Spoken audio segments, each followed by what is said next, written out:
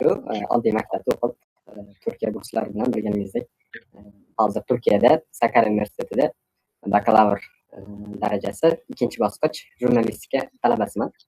Universitet sinovlarida matematika o'qish xohlamaganim uchun rus tili yo'nalishini tanlaganman. Lekin rus tili ham majburiyligini bilgandan keyin o'ylab qolganman, ya'ni matematika yo'nalishi bo'lmagan qanaqadir soha bormi o'zi deb. Keyin Toshkentda o'qiyman deb xayol qilishni boshlaganman. Toshkentda UzJoK degan universitet bor, O'zbekiston jurnalistika va ommaviy kommunikatsiyalar universiteti. Bu ham boshqa bir hikoya aslida. Abdukarim Mirzayevdan xabar topganman. Abdukarim Mirzayevni videolarini kuzatib borardim YouTube'da. Hamma xarajatlari qoplangan holatda boshqa davlatdan keladigan o'quvchilarni o'qitishadi. Hech qanaqangi mablag' talab qilmaydi. Bilmayman, balki ishonishmagandir keta olishimga. Mayli, topshirib ko'ruvchi, oldin kirchi, keyin gaplashamiz deyishgan. Unchalik e'tibor berishmaydi. Bir akam bilan gaplashib qolganda yaqinda aytdilar, shu o'sha paytda siz topshirayotganingizda ular ishonishmagan sizga ketishingizga, agar rostdan ketib borishingizni bilishganda ruxsat berishmasdi topshirishga deganlar. Computer engineering bo'yicha va muhandislik sohalari bo'yicha Kubitak degan loyiha bor bu yoqda. Turkiya burslariga topshirish haqida to'g'risida hech qanaqangi ma'lumot bo'lmagan. Oson bo'lish, qiyin bo'lishini taxminan qilib ko'rmaganman. Xayrlashayotgan paytimizda. Ko'rishguncha deyishgani menga qanaqadir bir motivatsiya bo'lgan. Demak, meni tanlash ehtimollari bor ekan, ko'rishguncha deyishdi deganman. Matematika unaqangi muhim emas men uchun. Matematikaga tayyorlanishdan ko'ra intervyuga yaxshiroq tayyorlansam o'sha muhim degan narsa yo'q. 17-18 yoshli o'zimga 18 yoshda universitetga kirishga majbur emasligini aytgan bo'lardim. Assalomu alaykum, podkastimizga xush kelibsizlar. Bugungi mehmonimiz Shuroybek Jo'raboyev, Turkiyada 3 yildan beri o'qib, yashab kelayotgan o'zbek yigiti. Menimcha Shuroybekka o'zlarini tanishtirganlari yaxshiroq. Shuning uchun Shuroybek, o'zingizni qanaqa tanishtirgan bo'lardingiz? Iltimos, o'zingizni tanishtirsangiz. Assalomu alaykum, Jahongir, yaxshimisiz? Taklif uchun rahmat oldindan. O'zimni tanishtiradigan bo'lsam, aytib o'tganingizdek, Shuroybek Jo'raboyev, Namangan viloyati To'raqo'rg'on tumanida tug'ilganman. Shu oddiy maktabda o'qib, Turkiya burslari bilan bilganingizdek, hozir Turkiyada Sakarya universitetida bakalavr darajasi 2-bosqich jurnalistika talabasiman. Aytganingizdek, qariyb 1 yaqin muddatdir shu yoqda o'qib kelyapman, o'qib yashab.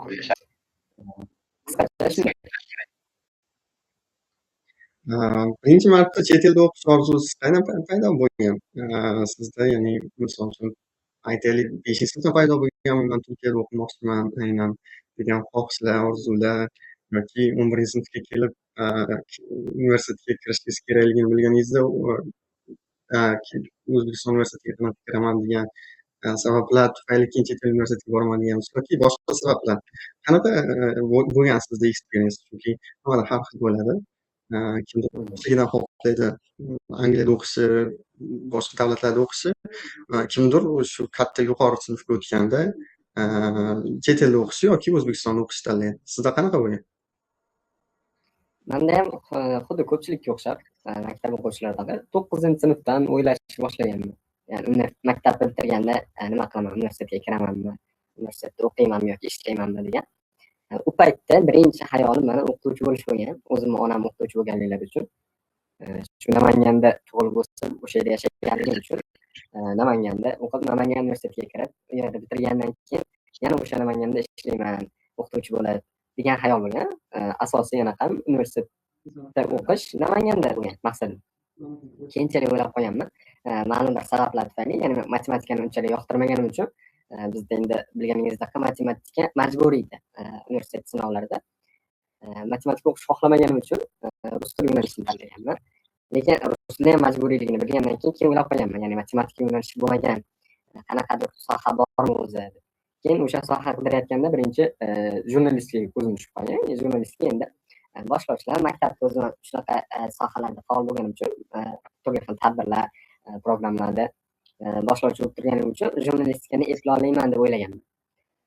Lekin bizning universitetda, Namangan universitetida jurnalistika bo'lmagani uchun keyin Toshkentda o'qiyman deb xayol qilishni boshlaganman. Toshkentda UzJoK degan universitet bor, O'zbekiston jurnalistika va ommaviy kommunikatsiyalar universiteti.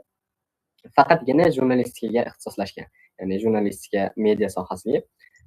Keyinchalik u yoqda nima desa bo'ladi? Amaliy imtihon, faqat nazariy emas, amaliy imtihon, ona tili adabiyot, suhbat va insho bilan qabul qilishar ekan. Men qidirib o'rganganlarim bo'yicha. Kiyimga tayyorlanishni boshlaganman. Shu paytda man to'xta dedim, Namangandan Toshkentga chiqib qolsam, shunaqa imkoniyat bor bo'ladigan bo'lsa, nimaga Toshkentdan boshqa davlatga chiqa olmasligim kerak degan xayol kelgan.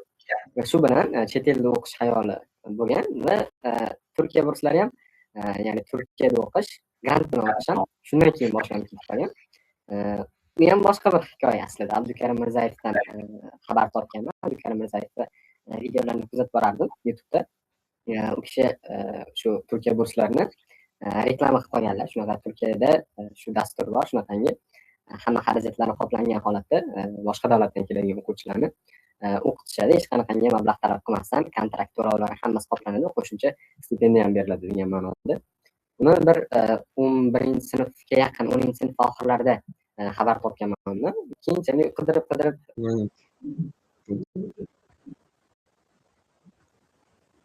demak, tushunarli. Lekin meni bitta narsa qiziqtiryapti. Mana shu Namanganda o'qiyman deb yurgan bir bola, u namanganlik bir bola, qanaqasiga Turkiyaga qiziqish paydo bo'lyapti-da, undan keyin ota-onasini qanaqa munosabati bo'lyapti, qanaqa reaksiya berishyapti? Ya'ni ota-ona kuchib kelgan, Toshkentda o'qiydi, o'g'limiz Namanganda o'qiydi. Lekin Turkiyaga ketaman deb qoldi. Ya'ni tasavvur qiling, o'g'lingiz ertaga man Turkiyaga ketaman deb qoldi. Odam holatiga tushib qoladi. Shuning uchun reaksiyalari qanaqa bo'lgan, munosabatlari qanaqa bo'lgan, rozi bo'lishganmi yoki rozi bo'lmagan paytlari ham bo'lganmi? Keyin qanaqa ko'ndirgan? Uydagilarning munosabatlari oddiy bo'lgan. Hech qanaqangi bir noodatiy munosabat qilishmagan. Chunki bilmayman, balki ishonishmagandir keta olishimga. Mayli, topshirib ko'ruvchi, oldin kirchi, keyin gaplashamiz deyishgan. Unchalik e'tibor berishmagan.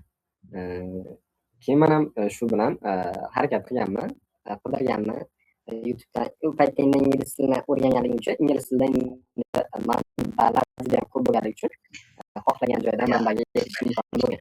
O'sha orqali turkiyalik o'quvchilar bilan o'sha rus davlatidan kelgan yoki ingliz tilida bilgan o'quvchilar ham kontentlar tayyorlashgan vaqtda hamma ma'lumotlarni to'plab keyin o'zim o'rganishni boshlaganman. Shunaqa qilib boshlagan. Ikkidagilarni munosabatlari, reaksiyasi unchalik noodatiy, g'ayrioddiy bo'lmagan. Oddiy bo'lgan. O'sha aytganimdek, ishonishmagan bo'lishligi mumkin.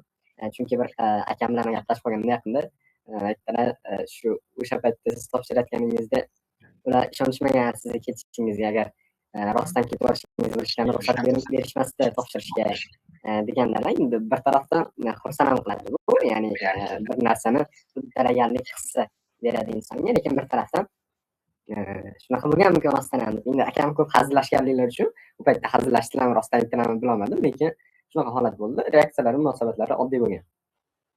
G'ayrioddiy bo'lmagan. Ajoyib, ajoyib.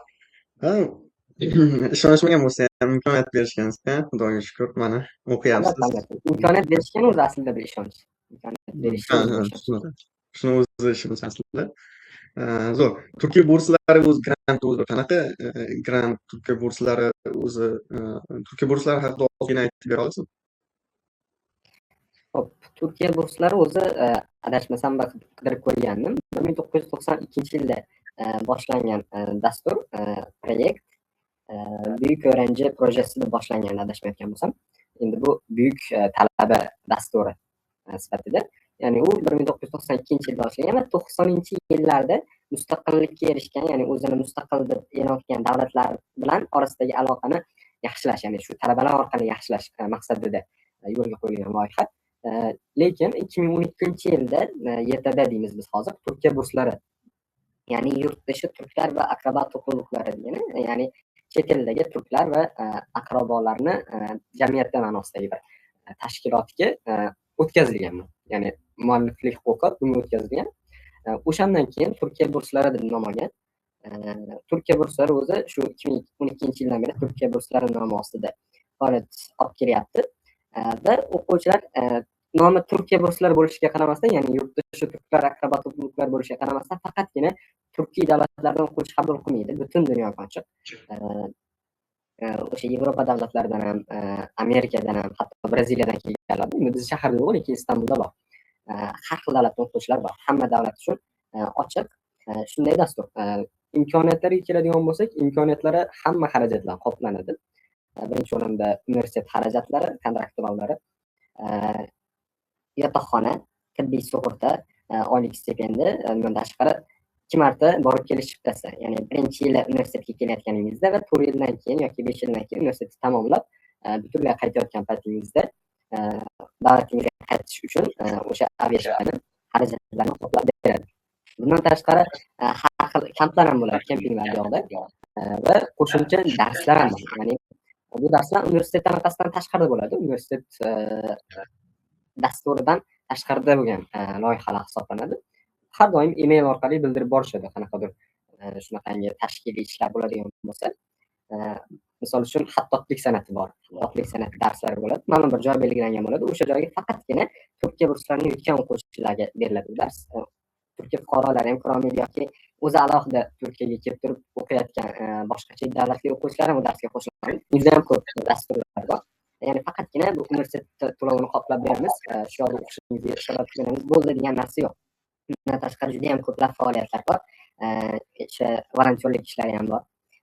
Aytganimdek, siz boshida ham aytib o'tdingiz, o'sha maqolalar bo'ladigan bo'lsa, siz yozadigan maqolalar bo'lsa, ularni chop qilish ham, kitob yozsangiz chopga ham bepul holatda chop qilib berishadi agar o'sha tahririyatdan o'tadigan bo'lsa, ma'qullanadigan bo'lsa, ularni ham xarajatlari qoplangan holatda kitoblaringizni ham, maqolalaringizni ham, hatto film festivallari ham bo'ladi, shu o'quvchilar tomonidan olingan filmlarni ularni baholab, unga hatto qo'shimcha mablag'lar ham berishadi unga, nima deydi, sovrin sifatida.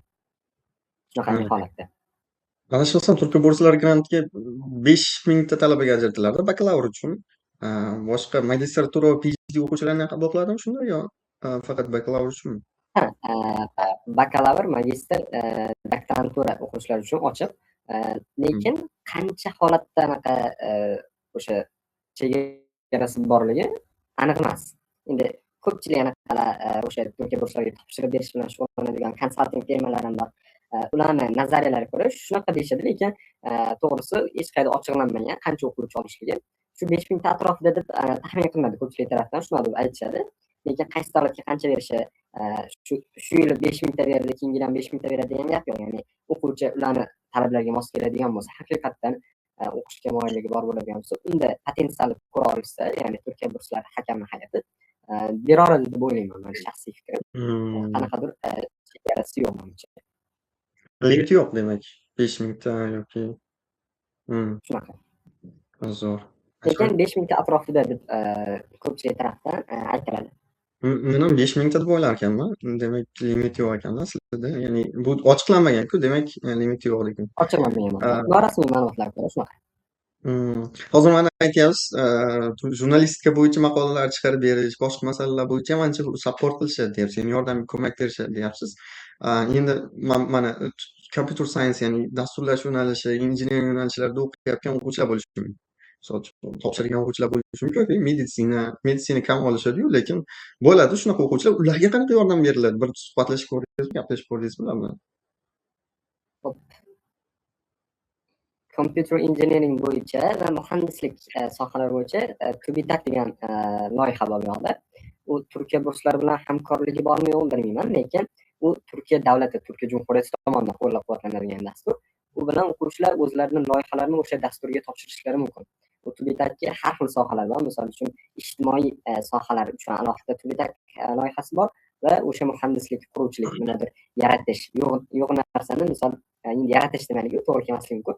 Ya'ni biror bir loyiha, misol uchun mexanik nogironligi bor insonlar uchun deylik, qanaqadir o'sha sun'iy intellekt bilan qo'llab-quvvatlangan bir aravacha o'ylab topdim deydigan bo'lsangiz, o'sha Tubitak dasturiga apply qilib turib, ariza topshirib, o'shani butun anaqalarni tafsilotlarini yoritgan holatda topshirsangiz qabul bo'ladigan bo'lsa, Turkiya Jumhuriyati tarafidan, Turkiya davlati tarafidan unga moddiy yordam beriladi o'sha dasturingizni amalga oshirish uchun.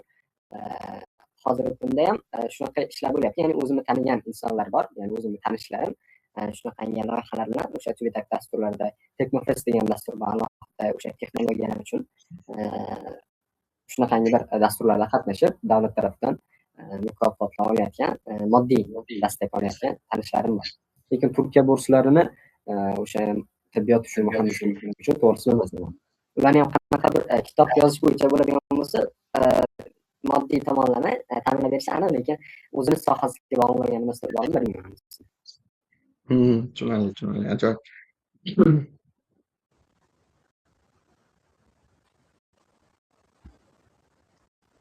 Mana hozir Turkiya burslari grantiga ko'pchilik topshirishyapti yoki yana video ko'ryapgan inson katta ehtimol topshirayotgan bo'lishlari mumkin.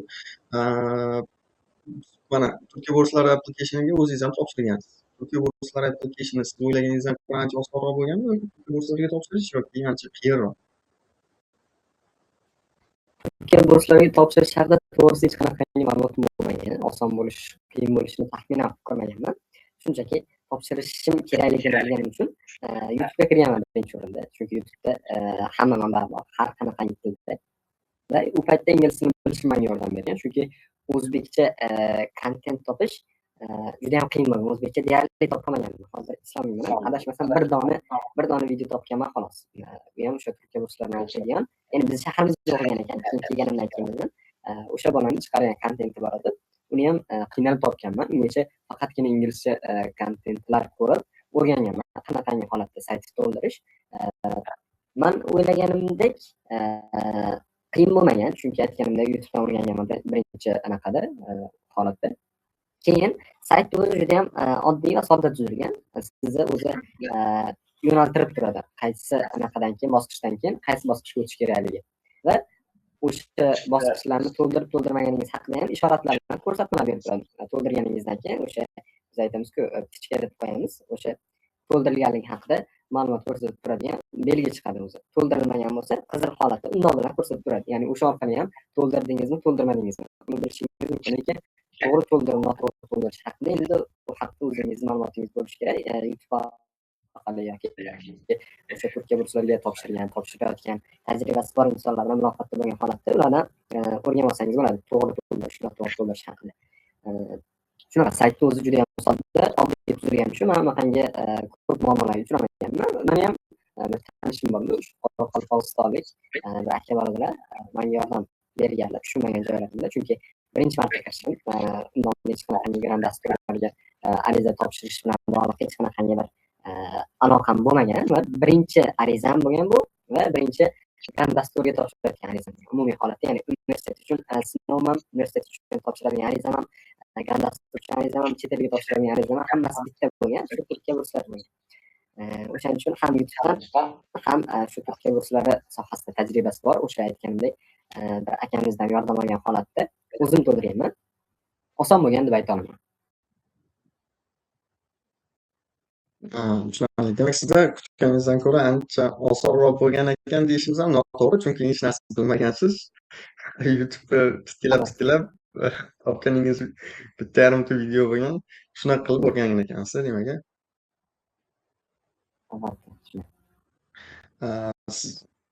Mana hozir vaqt o'tdi, mana 3 yildan beri Turkiyada o'qiyotgan bo'lsangiz, 3 yil bo'layotgan bo'lsa, o'sha Turkiya burslariga topshirganingizda sizni eng katta xatoyingiz nima bo'lgan deb o'ylaysiz? Ya'ni applicationdagi sizni eng katta xatoyingiz nima bo'lgan yoki boshqalarda ko'rgan xatoyingiz? Mana shu juda ko'p takrorlanadigan katta xatolar bormi? Boshqalar bilishi kerak. Endi xatoyim bo'lganmi, bo'lmaganmi, bunisini to'g'risi bilmayman. Agar xatoyim bo'lgan-bo'lmaganini bilish uchun men yutmagan bo'lishim kerak edi. Ya'ni men rad javobini olishim uchun bir xato sabab bo'lganda o'shani qidirib topardim. Xatoyim bo'larmi deyolmayman to'g'risi. Lekin qayerda xato qilganimni ham bilmayman. Chunki qabul qilganligim uchun hammasi to'g'ri deb o'ylaganman o'sha paytda ham. Va menimcha o'zim xatoyimni topolmagan bo'lsam ham, lekin applikantlarni, ya'ni ariza topshiruvchilarni ko'p qiladigan xatolarini aytadigan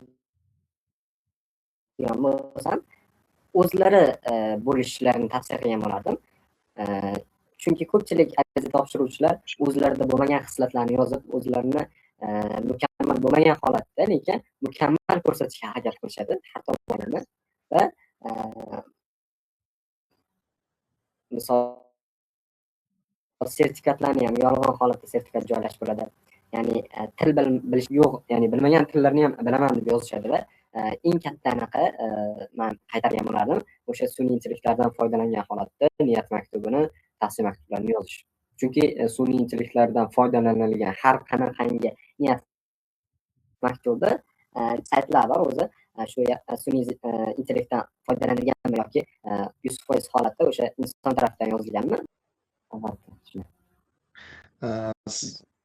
Mana hozir vaqt o'tdi, mana 3 yildan beri Turkiyada o'qiyotgan bo'lsangiz, 3 yil bo'layotgan bo'lsa, o'sha Turkiya burslariga topshirganingizda sizni eng katta xatoyingiz nima bo'lgan deb o'ylaysiz? Ya'ni applicationdagi sizni eng katta xatoyingiz nima bo'lgan yoki boshqalarda ko'rgan xatoyingiz? Mana shu juda ko'p takrorlanadigan katta xatolar bormi?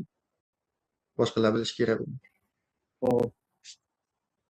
Endi xatoyim bo'lganmi, bo'lmaganmi, unisini to'g'risi bilmayman. Agar xatoyim bo'lgan-bo'lmaganini bilish uchun man yutmagan bo'lishim kerak-da. Ya'ni man rad javobini olishim uchun bir xato sabab bo'lganda o'shani qidirib topardim. Endi xatoyim bormi deyolmayman to'g'risi. Lekin qayerda xato qilganimni ham bilmayman. Chunki qabul qilganligim uchun hammasi to'g'ri deb o'ylaganman o'sha paytda ham. Va menimcha o'zim xatoyimni topolmagan bo'lsam ham, lekin applicantlarni, ya'ni ariza topshiruvchilarni ko'p qiladigan xatolarini aytadigan bo'lsam, o'zlari bo'lishlarini tavsiya qilgan bo'lardim. Chunki ko'pchilik ariza topshiruvchilar o'zlarida bo'lmagan xislatlarni yozib, o'zlarini mukammal bo'lmagan holatda, lekin mukammal ko'rsatishga harakat qilishadi xatolarni va misol sertifikatlarni ham yolg'on holatda sertifikat joylash bo'ladi. Ya'ni til bilish yo'q, ya'ni bilmagan tillarni ham bilaman deb yozishadi va eng katta anaqa man qaytargan bo'lardim o'sha sun'iy intellektlardan foydalangan holatda niyat maktubini, tavsiya maktublarini yozish. Chunki sun'iy intellektlardan foydalanilgan har qanaqangi niyat maktubi saytlar bor o'zi shu sun'iy intellektdan foydalanilganmi yoki 100% holatda o'sha inson tarafidan yozilganmi, tilni bittada sezib qoladi. Akamlar aytadi, o'shaning uchun sun'iy intellektdan foydalanmagan holatda o'zlarini boricha ta'riflab berish o'sha niyat maktubida ham, tavsiyanomalarda ham, boshqa sohalarda.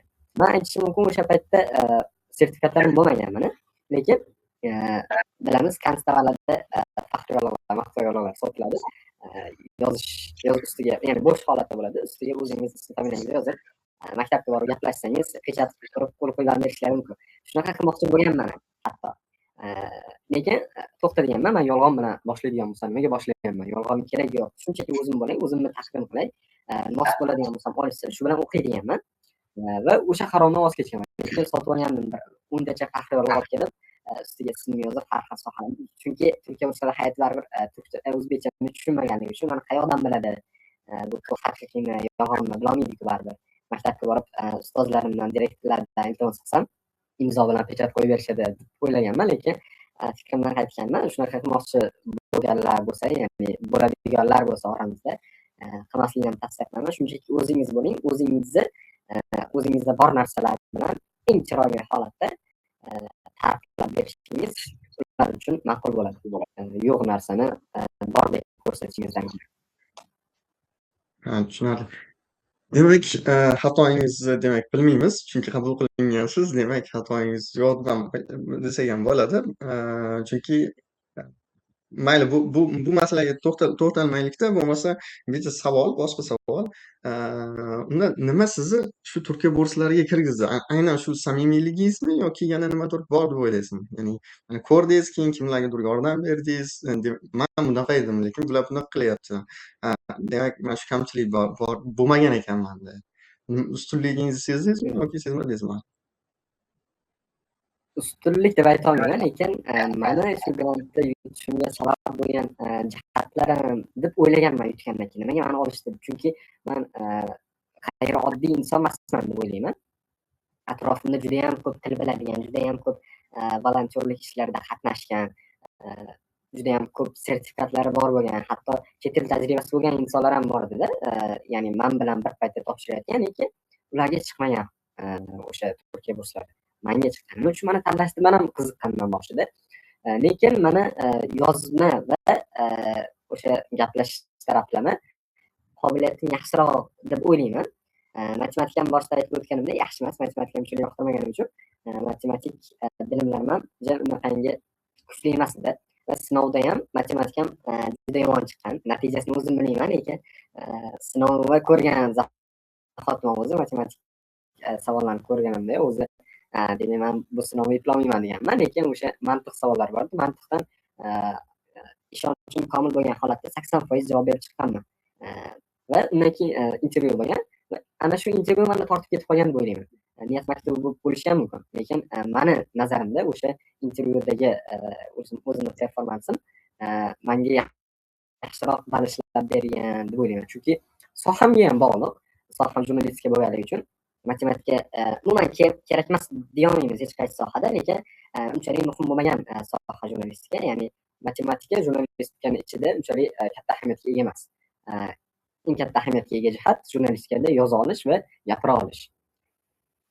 Menda ham shu ikkala xislat yaxshi bo'lganligi uchun va tanlagan sohamga mos tushganligi uchungina qabul qilishgan deb o'ylayman. Bo'lmasa aytgandek matematikam, ya'ni sinovda ko'rsatgan performansim bunaqangi yaxshi emas edi. Intervyuda juda ham samimiy bo'lishga harakat qilganman. O'sha kirganimdayoq salom berib kirish, chiroyli holatda salomlashish va qaytib chiqib ketayotganda ham, ya'ni o'zbek madaniyatini ko'rsatgan holatda shu menga imkoniyat berganinglar uchun, ya'ni o'zimni ko'rsatishga imkoniyat berganinglar uchun rahmat. Xudo xolasa yana ko'rishish niyati bilan deb xayrlashganman.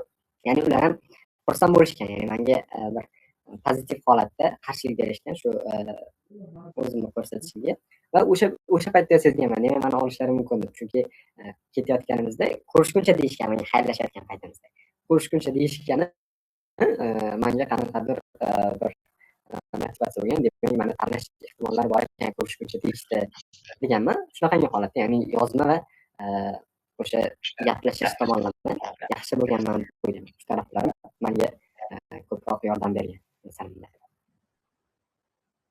Chiroyli, ajoyib, ajoyib. Ajoyib, ajoyib, juda ajoyib. Mana bu aytdingiz hozir matematika imtihoni haqida. Mana shuni mani o'quvchilar juda ko'p so'rashadi. Ya'ni matematika imtihoni o'zi qanchalik muhim, uncha darajada qiyin bo'lmaydimi? Men misol uchun aytaylik, communications bo'yicha topshiryapman-ku, yoki aytaylik psixologiya bo'yicha topshiryapman-ku, nimaga menga matematika imtihoni qo'yish kerak? Savollar berishadi. Muhim deyman men. Chunki keyingi bosqichlar, ya'ni application bosqichi birinchi bosqich bo'ladigan bo'lsa, keyingi bosqichlarda eng muhimi o'sha matematika imtihoni va suhbat bo'ladi. Shuning uchun men o'ylardim, endi hozir sizni holatingizdan keyin o'ylab qolyapman, balki haqiqatdan muhim emas, ya'ni sohaga qarab turib muhimligi rol o'ynar deb o'ylab qolyapman. Shu matematika imtihonini yaxshi ishlar kerak, tayyorlaninglar, boshqadir o'quvchilar endi o'ylanib qolyapman. Shu qanchalik o'zi intervyu va matematika imtihonini oladigan bo'lsak, intervyuga o'quvchilar qanchalik tayyorlanishsa va intervyudagi qanaqa tiplar beramiz, qo'llanmalar ertaga intervyuga kirishganda va matematika imtihoni va logical thinking, mantiqiy fikrlash bo'yicha o'sha testlarga qanaqa tayyorlanib o'quvchilar qanaqa qo'llanmalar bera olasizlar shu bo'yicha. O'zingiz ham aytib o'tganingizdek, shu sohaga ham qarab desa bo'ladi, lekin unga tamomi bilan ishonib qolish ham ularni zarariga ishlashi mumkin. Chunki misol o'zimizni Turkiya burslari hay'ati o'rniga qo'yib ko'radigan bo'lsak, oldimizda ikkita nomzod turibdi. Ikkalasi ham o'sha communication sohasiga ariza topshirgan va ikkalasi ham o'sha intervyudagi ballari teng, performansi juda ham yaxshi, o'zini jurnalist sifatida ko'rsata olyapti. O'sha communication sohasida va u paytda ikkalasi ham ballari teng bo'lib qolgan holatda baribir matematikaga qaraydi. Matematikasi yaxshiroq, ikkinchisi matematikasi pastroq bo'ladigan bo'lsa, albatta matematikasi yaxshiroq olgan bo'lardim men, misol uchun Turkiya burslari hay'atida a'zo sifatida ishtirok etadigan bo'lsam. O'shaning uchun juda ham ishonib qolmaslik kerak. Ya'ni meni soham ijtimoiy soha bo'lganligi uchun, ya'ni sotsial soha bo'lganligi uchun matematika unaqangi muhim emas men uchun. Matematikaga tayyorlanishdan ko'ra intervyuga yaxshiroq tayyorlansam o'sha muhim degan narsa yo'q. Chunki hech kim bir aniq ma'lumot bera olmaydi. Lekin meni nazarimda shunaqa, ya'ni sohaga bog'liq bo'lgan holatda ahamiyati sal pasayishi mumkin, lekin o'sha tavakkal qilolmaysiz. Ya'ni siz bilan teng holatda o'zini namoyish qilib turib, matematika sizdan biroz yuqori bo'ladigan bo'lsa, u kandidat, u nomzod yutib ketib qolishi mumkin. O'shaning uchun agar imkon bo'ladigan bo'lsa, ikkalasiga ham yaxshi tayyorlanish kerak. Xo'p, endi intervyudagi o'sha maxsus yordam berishi mumkin bo'lgan jihatlarga keladigan bo'lsak, intervyuda o'zingizni sohangizga bog'liq bo'lgan umumiy ma'lumotlarni bilib olgandan yaxshiroq o'quvchilarni deb o'ylayman. Chunki baribir so'rashadi. Boshqa nomzodlardan qanaqa bilmadim. Ya'ni mani tanishlarimdan ham so'rashgan, o'zimdan ham so'rashgan. Shu jurnalistikada o'qimoqchiman deganman. Va jurnalistikaga bog'liq umumiy ma'lumotlar so'rashgan. O'zbekistondagi jurnalistlarni kimlarni taniysan, Turkiyada qaysi gazetalarni yoki qaysi jurnallarni o'qiysan, qaysi telekanallarni bilasan. Va bu joyda ham menga bir o'sha intervyu joyida men taniydigan bir qiz bilan qarshilashganmiz. O'sha intervyu boshlanishidan oldin hali vaqt kelmaganda, lekin biz oldindan borganmiz. U joyda u qiz bilan qarshilashib qolganmiz. U qiz oldingi yil ham topshirgan ekan va menga yordam bergandi. Shu o'tgan kirganman, jurnalistlarni so'rashgan mendan. Bir mehmonxonani pastki qavatda joylashgan bo'lgani uchun internet yaxshi ishlamagan va ko'chaga chiqib, internetni yoqib, o'sha ma'lumotlarni qidirib topib, yodlab kirganman intervyuga. Shu menga yordam bergan haqiqatdan so'rashgan. Ya'ni Turkiyadagi jurnalistlarni so'rashmagan, lekin O'zbekistondagi jurnalistlarni, Turkiyadagi gazetalarni so'rashgan. O'shaning uchun aytgan bo'lardimki, ariza topshirayotgan nomzodlar o'zini sohasi bilan bog'liq umumiy ma'lumotlarni bilib olishsa yaxshiroq bo'ladi va Turkiya burslari uchun Turkiyada o'qib ta'lim olib, o'zini davlatiga qaytib, o'zini davlatida shu sohada hissa qo'shadigan nomzodlar muhimroq va maqbulroq hisoblanadi. Chunki ularning maqsadi ham ya'ni ko'ngilli holatda Turkiyada o'qib, bir ma'lumot o'rganib, bilim to'plab, ilm olib, o'zini davlatida foyda bera oladigan insonlarni ko'rish va ko'ngilli elchilarni tayyorlash. Ko'ngilli elchi nima degani? Endi Turkiyada o'qib, shuncha imkoniyatlardan foydalanib, Turkiyadan qaytgandan keyin o'zini davlatda nimadir ish qilib, ya'ni kattaroq martabalarga chiqadigan bo'lsa, davlat miqyosida ular bilan birga shartnoma qilish osonroq bo'ladi. Ya'ni davlat aloqalarini yaxshilashga yordam beradi ular. O'shaning uchun demak, qaytib kelishlar haqida ham so'rashar ekanda, demak, O'zbekistonga qaytib kelasizmi, yo'qmi? Nima qilganlar? Bundan so'rashlaridan maqsad nima bo'ladi shunda? So'rashdan maqsad aytganimdek, shu ularning asosiy maqsadi o'zini davlati bilan, Turkiya bilan nomzod bo'lib kelayotgan davlatdagi o'quvchilar bilan o'sha davlat orasidagi aloqalar. Juda ham ko'p Afrika davlatlaridan kelgan o'quvchilar bor. Ular Turkiyada o'qib, Turkiyani bitirib ketishgan, Afrikada vazir darajasida, hatto prezident darajasiga ko'tarilganlar bor. Va ular Turkiya bilan albatta aloqalarni yaxshilaydi. Chunki inson u uchun qilingan yaxshilikni hech qachon unutmaydi. Hech qanaqangi qarshilik olmasdan, qarshilik kutmasdan imkoniyat yaratib bo'ladi. Shu o'quvchilar, orqa o'quvchilar bir vositachi, bog'lovchi vazifasini bajarib berishadi. O'shaning uchun Turkiya burslari hay'atiga Turkiyada o'qib, yana o'zini davlatiga qaytib, o'zini davlatida shu sohani rivojlanishiga hissa qo'shadigan o'quvchilar muhimroq hisoblanadi. Tushunarli. Unda demak, endi men intervyu haqida gaplashdik. Mana shu intervyuga kirishganda bir ikki o'quvchilarga savol berib qolishgan. Misol uchun aytaylik, computer science yo'nalishida o'qimoqchi ekansiz. Shu computer science yo'nalishi bo'yicha qabul qilolmasangiz ham boshqa sohada ham o'qish xohlagan bo'larmidi? Ya'ni biz boshqa sohaga sohani o'zgartirgan bo'larmidi degan savollar berishdi. Shunaqa holatlarni endi bir ikkita o'quvchilarimiz kirib chiqishdi, u shunaqa holat bo'lgan. Men aytdim, endi yo o'zgartirmoqchi emasman degan fikr aytishinglar kerak edi. Chunki shu sabab отказ olgan bo'lishinglar, ya'ni reject olgan bo'lishinglar mumkin. Chunki qat'iy maqsadi bor. Aynan o'sha sohada foyda keltirmoqchiman, ikkita davlat o'rtasini yaxshilamoqchiman degan insonlar ko'proq qabul qilishadi degan fikrim bor edi. Endi shu to'g'rimi, noto'g'rimi? Shuni tasdiqlamoqchiman deyishimcha. Shu haqida bilmoqchi edim. Ho'p, bu ham juda ko'p uchraydigan holat. Hatto Turkiya kurslarida saytida ham o'zi shunaqangi ma'lum bir qism bor. Universitet tanlagandan keyin man roziman, hakamlar hay'ati mani boshqa bir sohada ma'qul ko'rishsa, shu sohada o'qishlikka degan qism bor. O'sha joyga roziman degan qismni belgilasangiz, agar siz boshqa sohada yaxshiroq potensial ko'rishadigan bo'lsa, u sohaga ham grant berish mumkin degan ma'noni bildiradi. Bunga yaqin qolgan o'zimni yonimda yurgan insonlar bor. Shunaqangi holatda grant yutgan. Sizni aytgan fikringiz ham to'g'ri, bir tarafdan mantiqli. O'zini qaroridan qat'iy bo'lgan insonlar tanlab olishlik uchun bir trick question bo'lishi mumkin.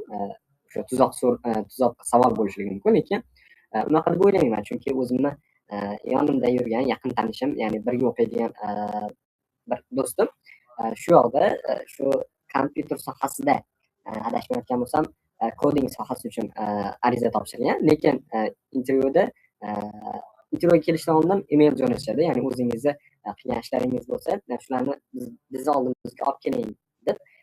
O'shanda o'sha sherigim aytib bergandi, o'zini qilgan ishlarini olib borgan, ya'ni video montaj sohasidagi o'sha 3ds Max dizayn sohasidagi qilgan ishlarini olib borgan. Ular ko'rganda sanda biz koding sohasidan ko'ra ko'proq shu sinema sohasiga, media sohasiga ko'proq potensial ko'ryapmiz. Rozi bo'larmiding shu sohaga sanga grant bersak deb so'rashgan. U ham rozilik bildirgan, lekin hozir o'sha sohada o'qiyapti. Ya'ni koding sohasida emas, ya'ni Turkiya kurslar hay'ati tanlagan sohada o'qiyapti. Va natijalari ham yaxshi. Ya'ni ular haqiqatdan siz o'zingizni sohangizni noto'g'ri tanlab qo'ygansiz deb fikrga boshlaydigan bo'lsa ham, shunaqangi bir xayol keladigan bo'lsa, sizdagi potensialga qarab turib sizga to'g'ri soha tanlab berish xususiyati ham bor, ya'ni Turkiya kurslar hay'atining. Yaxshi. Ya'ni ba'zi o'quvchilar hissiyotga berilgan holatda nima xohlayotganini bilmasdan bir soha tanlab qo'ygan bo'lishi mumkin. Lekin Turkiya kurslar hay'ati tajribali, juda ham ko'p o'quvchilar bilan ko'rishgan va ularni maqsadlarini eshitgan insonlar sifatida kimda qanaqangi potensial borligini, qaysi sohada yaxshiroq rivojlanib, yaxshiroq natijalar ko'rsata olishligini bilganligi uchun sizga to'g'ri sohani tavsiya qilishligi mumkin. Shuning uchun menimcha bundan qo'rqmaslik kerak va agar haqiqatda xohlashadigan bo'lsa boshqa sohada va ular taklif qilayotgan soha uni o'zi xohlayotgan sohaga yaqinroq bo'ladigan bo'lsa va o'sha sohada nimaga bir erishishga ko'zi yetayotgan bo'lsa, menimcha qabul qila olish kerak. Tushunarli. Endi mana shu holatlar ko'p uchraydi o'quvchilarda. Endi shunga qanaqa yechim qilsak bo'ladi deb o'ylab qolyapman. Ya'ni shunda Turkiya burslarida suhbatda o'tirishganida so'rashlari kerakmi? Hop, qanaqa menga soha taklif qila olasizlar? Menda qanaqa potensial ko'ryapsizlar deb so'rashlari kerakmi yoki shunchaki shu sohani o'zgartirsak sohani o'zgartirish xohlarmiding deysa, ha, o'zgartirish xohlardim deb turib indamay davom etishlari kerak. Chunki demak, sohani o'zgartirish haqida so'rashayotgan bo'lsa, qaysidir alternativ variantda ularda qaysidir fikr bo'lishi mumkin. Shuni so'rab olishgani yaxshimi yo bu hurmatsizlikka kirib qoladimi yoki qanaqa minus ballga urishi mumkinmi o'quvchilarga? Xo'p, mani fikrim bo'yicha o'quvchilar agar Turkiya kurslari hay'ati o'zi bu mavzuni ochmagani muddatcha bu mavzu haqida gapirmaganlari yaxshiroq, chunki intervyuning maqsadi o'quvchini o'zini qay darajada ko'rsatib bera olishligini ko'rish va o'quvchini yonidagi vazifasi o'zini ko'rsatib berish, qanaqadir savol so'rash yoki Turkiya kurslari hay'atidan nimadir talab qilish emas. O'shaning uchun aytgan bo'lardim, agar so'rashadigan bo'lsa Turkiya kurslari hay'ati shu sohada ham o'qishga rozi bo'larmidi, agar shu sohada grant bersak deyishadigan bo'lsa, ularga ma'qul bo'ladigan bo'lsa soha, o'zlarini o'sha sohada ko'ra olishayotgan bo'lsa qabul qilish, agar ular hech qanaqangi bir qo'shimcha savol berishmaydigan bo'lsa, bu mavzuni ochmaganlari yaxshiroq. Ha, yo'q, bu yerda masala ya'ni Turkiya burslar hay'ati aytyaptiki, mana sen dasturlashni tanlabsan, yaxshi deyapti. Lekin dasturlashdan boshqa sohalarni ham biz taklif qiladigan bo'lsak senga, qabul qilgan bo'larmiding, o'sha sohani o'qigan bo'larmiding, o'sha sohani tanlagan bo'larmiding deyishyapti, lekin hech qanaqa soha aytishmayapti. Ya'ni misol uchun san dizaynda qobiliyat ko'ryapmiz deyishmayapti yoki san pedagogikada qobiliyat ko'ryapmiz deyishmayapti-da. Shunchaki mana sohani o'zgartirgan bo'larmiding degan savol berishyapti. Bunaqa holatda qanaqa yo'l tutish kerak? Ya'ni so'rash kerakmi qanaqa soha taklif qilasizlar deb yoki shunchaki ha deb o'tib ketish kerak? Ha yoki yo'q javob bilan o'tib ketish kerak? Bunaqangi holatda manimcha yo'q. Imkon bo'lsa o'zgartirmagan bo'lardim. Chunki men bu sohada yaxshiroq bo'laman deb o'ylayman. Lekin agar siz qanaqadir menga muqobil variant beradigan bo'lsangiz, agar sohamga yaqinroq bo'ladigan bo'lsa, nimaga bo'lmasin, ya'ni o'ylab ko'rishim mumkin degan holatda chiroyli bir javob qaytarishim mumkin. Lekin afzalrog'i, agar hech qanaqangi bir o'rniga muqobil variant taklif qilishmayotgan bo'lsa, o'sha sohada qolishligini aytishlari yaxshiroq. Tushunarli. Sizda bunaqa holat bo'lmaganmi? Yo'q, menda bunaqangi holat bo'lmagan. Chunki aytganimdek, intervyudan juda ham ko'nglim to'lgan holatda chiqqanman va hammasini uddalay olganman deb o'ylayman. Men o'zim soham bilan bog'liq savollar berishga, ya'ni oldindan qaysidir ma'noda tayyor bo'lganman. Ya'ni o'tgan yilgi, ya'ni biz topshirgan yildan avvalgi yilga topshirgan menga o'sha triklar bergan, ya'ni nima desa bo'ladi, o'sha sohada qanaqangi savollar tushishi haqida menga boshdan yordam bergan inson sababli qaysidir ma'noda oldindan tayyor bo'lganman imtihonga, intervyuga deb ayta olaman. O'shaning uchun ya'ni to'liq holatda savollarga javob bera olganman. Shu sababli menga qo'shimcha savol berishmagan. Ajoyib, ajoyib. Tushunarli. Endi mayli, Turkiya burslar application'ini noldan shu intervyugacha keldik. Turkiya burslari haqida to'liq gaplashib oldik. Endi mani boshqa savollar bor. Ya'ni Turkiyada yashash bo'yicha yoki Turkiyaga birinchi tashrif bo'yicha. Ya'ni Turkiyaga birinchi borganingizda shu birinchi hafta qanaqa o'tgan? Ya'ni shok bo'lgan holatlar bo'lganmi? Nimadirlar sabab? Misol uchun culture shock deymiz ingliz tilida yoki boshqacha noodatiy madaniyatni ko'rib yoki qanaqadir odatlarni ko'rib shok bo'lgan holatlaringiz bo'lganmi yoki hayratlangan holatlar? Albatta, albatta. Shu men adashmasam kechqurun bir 3:30 atrofida kelgandim Turkiyaga. Va bizni Turkiya burslari hay'ati, ya'ni ko'ngillilar o'sha Turkiya burslaridan o'qiyotgan o'quvchilar aeroportga kutib olib, avtobusga chiqarib yuborishgan. Ya'ni avtobus bizni shahrimizga olib kelib qo'yib, u yoqda bizni boshqa odamlar kutib olib, yotoqxonamizga joylashtirish kerak bo'lgan. Avtobusda ketyapman, endi kechqurun 2:30-3 atrofida Istanbulda dengiz oldidan o'tyapmiz. Birinchi marta dengiz ko'ryapman. Xursandman. Lekin u dengizni oldida o'sha bizni yoshimiz bilan yosh teng bo'lgan bolalar, qizlar kechqurun o'sha joyda birga o'tirishibdi. Birinchi o'rinda meni hayratlantirgan, culture shock bo'lgan holat shu. Ya'ni kechasi bir qiz va bir bola, ya'ni faqat bir qiz bir bola emas, ya'ni u yoqda juda ham ko'p edi insonlar. Qizlar, bolalar ayni joyda va kechqurun 2:30da shu joyda birga aylanib yurishibdi. Balki bu qanaqadir madaniy davlatlarga xos bo'lgan narsa bo'lishi mumkin. Mana u paytda to'g'ri tushunmagan bo'lishligi mumkin, lekin menga juda ham g'alati ta'sir qilgan. Qanaqasiga bu insonlar, ya'ni shu yoshda o'tib ota-onasi bularga ruxsat beryapti kechqurun 2:30-3da shu shaharni markazida o'g'il bolalar va qiz bolalar birga yurishligiga deb birinchi culture shockim shu bo'lgan. To'g'ri. Menimcha bu savolga javob berib bo'ldingiz, lekin yana sal o'zgartirib beraman. O'zingiz ya'ni 17-18 yoshlisiz, hozir sizni eshitib turganda, sizni ko'rib turganda qanaqa tavsiya, qanaqa maslahat bergan bo'lardingiz? 17-18 yoshli o'zimga 18 yoshda universitetga kirishga majbur emasligini aytgan bo'lardim. Chunki bu chiziq, bu limit biz tarafimizdan qo'yilmagan. Hamma 18 yoshda universitetga kirganligi uchun, hamma universitetda o'qiyotganligi uchun biz universitetda o'qishga majbur emasmiz. Hamma 18 yoshda universitetga birinchi urinishda kirayotganligi uchun biz universitetga birinchi urinishda kirishga majbur emasmiz. Biz nimaga majburmiz? Biz o'zimizni kimligimizni topa olishlikka, o'zimizni qaysi sohada jamiyatga, insonlarga va o'zimizga foydaliroq bo'lishimizni bilib, unga ko'ra harakat qilishga majburmiz. Ya'ni men ham 17-18 yoshimgacha, hatto universitetga kirgunimcha ham atrofimdagilar tarafidan menga yaxshi o'qishim kerakligi uqtirilganligi uchungina yaxshi o'qishga harakat qilganman. Lekin nima uchun yaxshi o'qishim kerakligini bilmasdan harakat qilaverganman. Ya'ni bir oldinda maqsadim yo'q, maqsadim yaxshi o'qish faqatgina. Lekin yaxshi o'qish qayoqqa olib borishligi, uni orqasida nimani ko'zlayotganligim tushunchasi menda bo'lmagan. O'shaning uchun o'zimga aytgan bo'lardim 17-18 yoshli o'zimga, avval o'zingni sinab ko'r boshqa sohalarda. Sen hech narsaga kech qolmayapsan. Sana oldinda bir vaqt limiti yo'q. Shuncha vaqt ichida shuncha narsa qilishing kerak degan. Sani bir maqsading bor va u maqsadingga erishishing kerak. O'sha erishish yo'lida o'zingni turli xil sohalarda sinab ko'r, o'zingni topishga harakat qil. Undan keyin o'zingni shu sohada ko'rayotgan bo'lsang, o'sha sohada yoki universitetda o'qishga qaror ber. yoki o'sha sohani ichida yurib usta shogird munosabati deymiz-ku biz.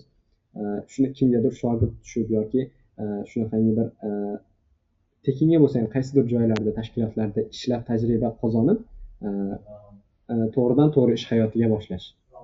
Undan keyin qaror berish kerak. Ya'ni kimligini, kim bo'lmoqchiligini, qaysi sohada yaxshiroq ekanligini bilgandan keyin unga ko'ra tanlov qilib, unga ko'ra qaror berish kerak. Mana shuni aytgan bo'lardim. Ya'ni hech narsaga majbur emassan. Oldingda vaqt limiti yo'q. Ya'ni kimdirlar tarafidan senga singdirilgan bir chegara bilan harakat qilishga majbur emassan. Sen o'zingni topishga, o'zingni kimligingni aniqlab olishga majbursan degan bo'lardim. Balki o'shanda 18 yoshimda universitetga topshirmagan, avval o'zimni qaysi sohada davom etmoqchiligimni aniqlashtirib olib, unga ko'ra qaror bergan bo'lardim balki.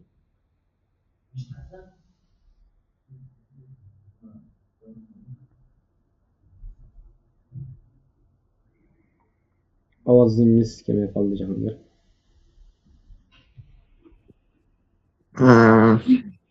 Ajoyib. Rahmat kattakon. Menimcha juda ko'pchilikka foydali bo'ladi. Taklifimizni qabul qilib, rozi bo'lganingiz uchun rahmat kattakon. Xudo xohlasa bu podkastimiz ko'pchilikga foydali bo'ladi va yana Xudo xohlasa balki 5 yilda, balki 10 yilda yana birga podkast qilib, boshqa mavzularda ham suhbatlashishimiz nasib qilsin. Sizga rahmat Jahongir. Xudo xohlasa yana boshqa loyihalarda ham birga faoliyat olib boramiz degan umiddaman.